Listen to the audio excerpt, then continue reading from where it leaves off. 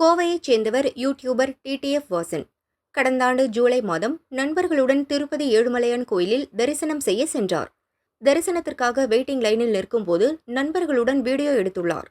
தேவஸ்தான ஊழியர்கள் போல நடித்து தரிசன வெயிட்டிங் ஹால் கேட்டை திறந்து விடுவது போல பக்தர்களை வைத்து வீடியோ எடுத்தனர். வீடியோவை சமூக வலைதளங்களில் பதிவிட்டனர்.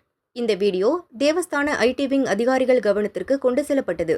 கோயிலின் நிர்வாகத்திற்கு அவப்பெயர் ஏற்படுத்தி பக்தர்கள் மத நம்பிக்கைக்கு இடையூறு செய்ததாக தேவஸ்தான அதிகாரிகள் டிடிஎஃப் வாசன் மீது எஃப்ஐஆர் பதிவு செய்தனர். தொடர்ந்து விசாரணைக்கு ஆஜராகாததால் அவரது வங்கிக் கணக்கை திருமலை போலீசார் முடக்கினர். வாசன் தரப்பில் சென்னை ஹைகோர்ட்டில் முன்ஜாமீன் கேட்டு மனு தாக்கல் செய்யப்பட்டது. ஜாமீன் கிடைத்தவுடன் விசாரணைக்கு முழு ஒத்துழைப்பு தருவதாக வாசன் தரப்பு வக்கீல் முத்து தெரிவித்தார். நம்ம ஃபர்தரா டிரான்சிட் பெயில் ஆன்டிசெப்டிவ் பெயில் வந்து நம்ம மதராஸ் ஹைகோர்ட்டில் ஃபைல் பண்ணியிருக்கோம். ஸோ அது ரிகார்டிங் நோட்டீஸ் கொடுத்துட்டு ஃபர்தராக அவரோட பேங்க் அக்கௌண்ட்ஸ் வந்து ஃப்ரீஸ் பண்ணிட்டாங்க. ஸோ அது ரிகார்டிங்காக நம்ம வந்துருக்கோம். வேறு ஒன்று போலீஸ் தரப்பில் என்ன கூறுறாங்க? ஒரு குறிப்பிட்ட காலக்கெடு கொடுத்துருக்காங்க. அது காலத்துக்குள்ளே விசாரணைக்கு ஆஜராக சொல்கிறாங்க. நம்மளும் we ready to cooperate for the further investigation சொல்லியிருக்கோம்.